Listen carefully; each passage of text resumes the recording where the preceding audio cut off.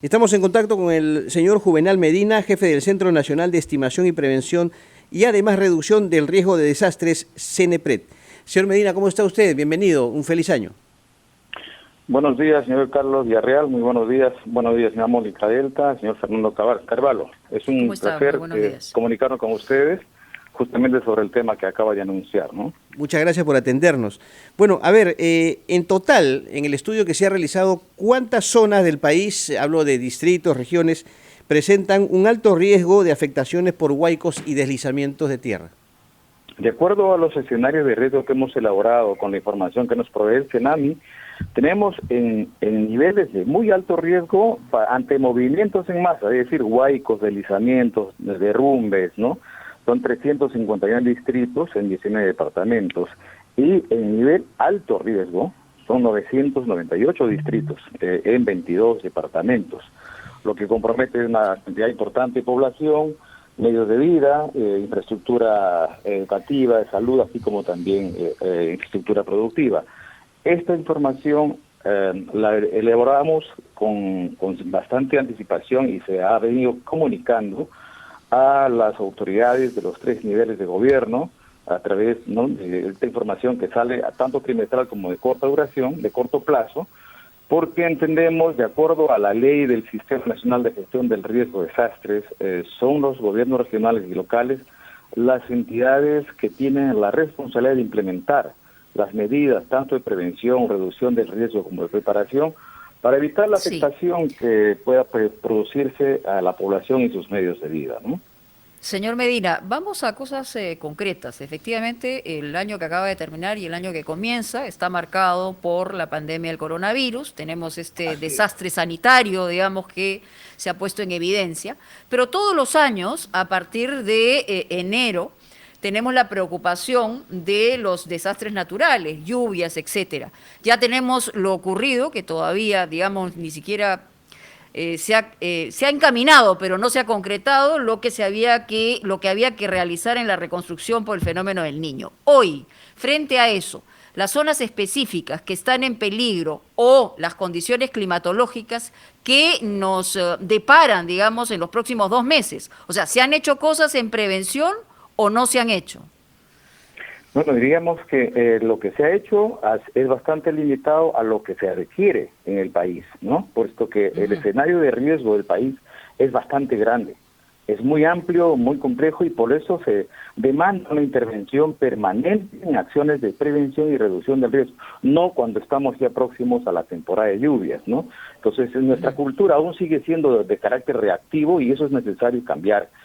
Por ello, nuestra invocación desde CENEPRED a que podamos trabajar y no bajar la guardia. Está bien, el coronavirus nos ha, digamos, de alguna manera recluido y limitado un trabajo más abierto y de campo, haciendo obras en los lugares donde ya se tiene identificado como zonas críticas. Sin embargo, es necesario también alertar y advertir que este problema requiere un trabajo permanente, no solamente en épocas próximas a las lluvias. Por ello, nuestra invocación, nuestra exhortación tanto a gobiernos regionales, municipalidades, provinciales y distritales, que son entidades que tienen, digamos, dentro de sus competencias, llevar a cabo acciones ya ejecutando los presupuestos que corresponden en este caso, e implementar las medidas que ya se conocen de alguna manera, ya se tienen identificado dónde hacer estas medidas correctivas, y lamentablemente el coronavirus ha jugado en contra de todo ello también, ¿no? Sí, buenos días, señor. Quisiera preguntarle, yo he estado el fin de semana en la Sierra Central y he visto en particular en la capital de Huarochirí, Matucana, muchos anuncios en las calles sobre cómo actuar en caso de que hayan aludes o inundaciones o huaicos. Pero eso es en la capital. En muchas otras ciudades más pequeñas y más expuestas, no. Quisiera que nos diga quién es responsable de esta política de anuncios, carteles, y cuál es el papel que la institución que usted dirige cumple en esta tarea que resulta indispensable, saber cómo los vecinos deben comportarse en caso de riesgo natural. Pero tenemos que ir a la pausa primero, retomamos nuestra conversación con usted inmediatamente después.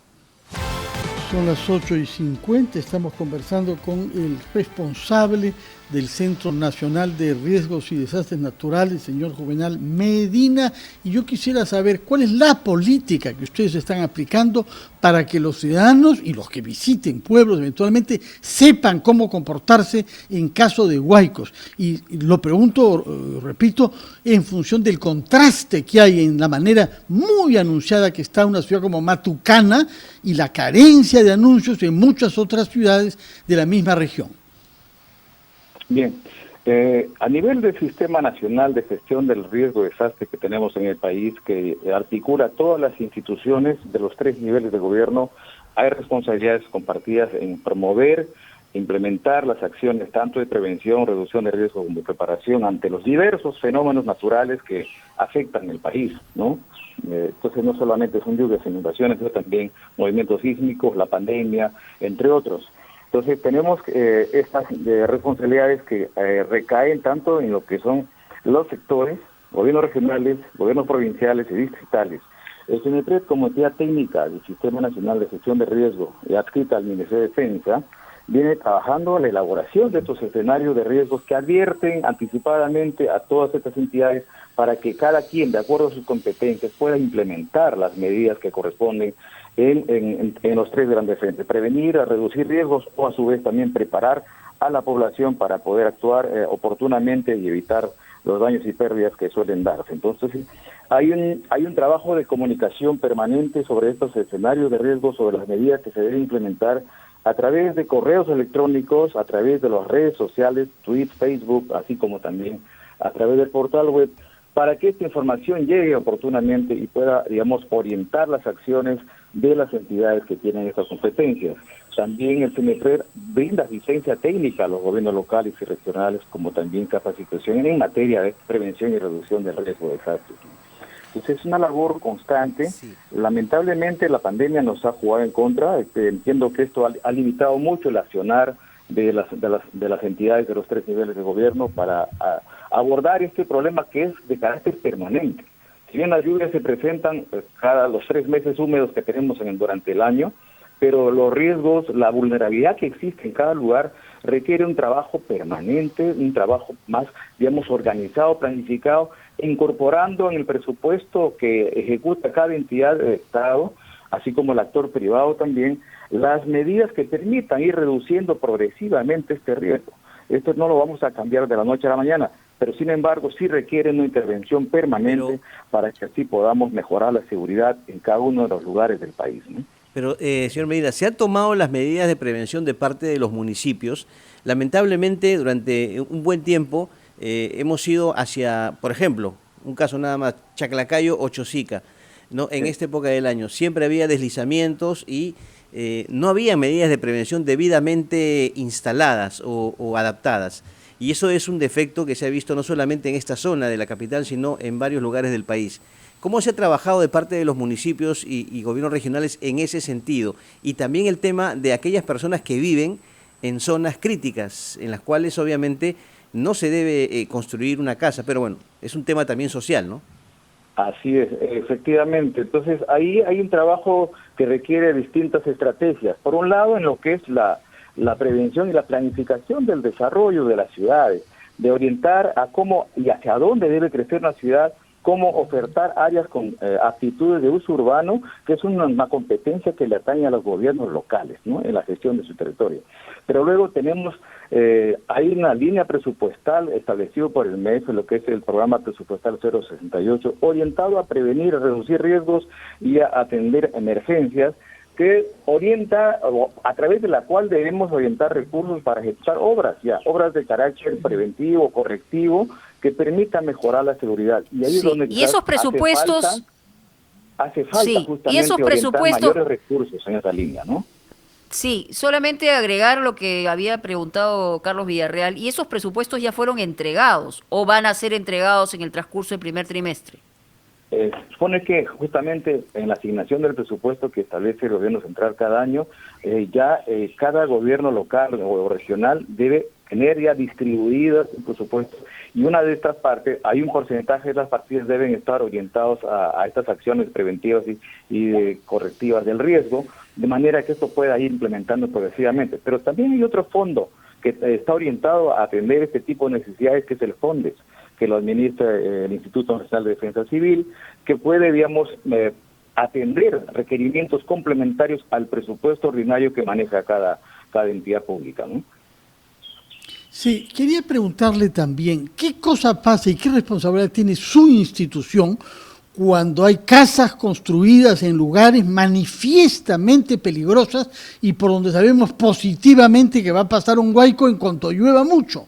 ¿Qué se hace para evitar daños que cada vez que se produce un huaico nos causan tristeza porque hay daños materiales y muertes?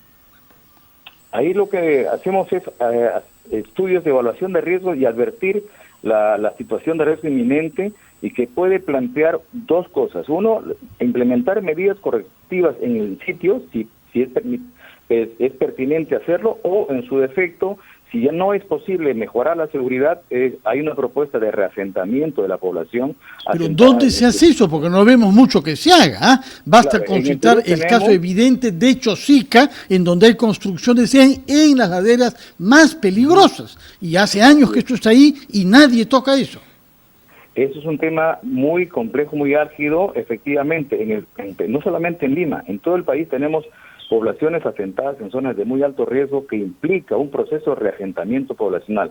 En el caso, actualmente estamos atendiendo y apoyando en el país 22 casos de reasentamiento de poblaciones en los distintos departamentos del país, pero también hay muchos otros casos que están aún pendientes de ser abordados, y esto es parte de una labor que debe ser promovida desde los gobiernos locales con el involucramiento del gobierno regional, para que así en forma articulada como sistema se pueda llevar a cabo, porque es un proceso amplio, complejo, que tiene muchas variables que dependen de varios actores involucrados, y por lo tanto requiere un trabajo permanente. Entonces, en estos 22 casos que yo les señalo, estamos atendiendo y apoyándolo, brindando la asistencia técnica en Amazonas, Ayacucho, Cajamarca, Cusco, Huancavelica, así tengo 22 casos que requieren un trabajo permanente para poder llevarle a esta población que está viviendo en zonas de muy alto riesgo o ha sufrido desastres, y no conviene que permanezcan en el mismo lugar. Entonces, estamos trabajando en estos casos, pero comparto plenamente su preocupación de que hay muchas otras situaciones de riesgo que requieren ser trabajadas dentro de una planificación del uso del territorio, dentro de un proceso de ordenar mejor el uso del territorio, que son competencias no solamente digamos, directamente de los gobiernos locales, también involucra al sector vivienda y otras entidades que tienen que ver con la gestión del territorio y la implementación de infraestructura para dar, digamos, servicios y consolidar centros poblados. Entonces es un trabajo que demanda una labor permanente, y es fundamental también ahí el apoyo que nos pueden brindar los medios de comunicación, señalando y alertando y exigiendo el cumplimiento de las competencias que cada entidad tiene en materia de gestión del riesgo. En ese sentido, tenga por seguro, señor Medina, que RPP va a colaborar con ustedes, lo ha hecho a lo largo de estos años, detectando zonas riesgosas y sobre todo promoviendo medidas de prevención, que es fundamental. Muchas gracias al señor Juvenal Medina, jefe del Centro Nacional de Estimación, Prevención y Reducción del Riesgo de Desastres, CENEPRED. Señores, 8:59, vamos a la pausa y continuamos luego con ampliación de noticias.